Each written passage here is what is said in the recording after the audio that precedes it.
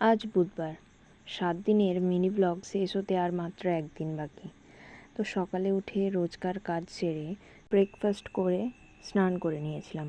আজ আর কোনো ঘরোয়া প্যাক বানাইনি। তারপর স্নান করে নিয়েছিলাম।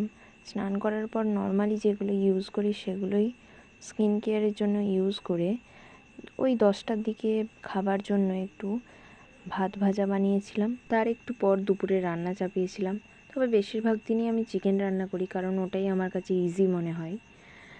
তারপর দুপুরের খাবার খেয়ে ঘুমিয়ে গিয়েছিলাম। ঘুম থেকে ওঠার পর দেখলাম পুরো মেঘ করে গেছে। তারপর কয়েকটা জিনিস সেলাই করার ছিল, সেগুলোকেই করলাম।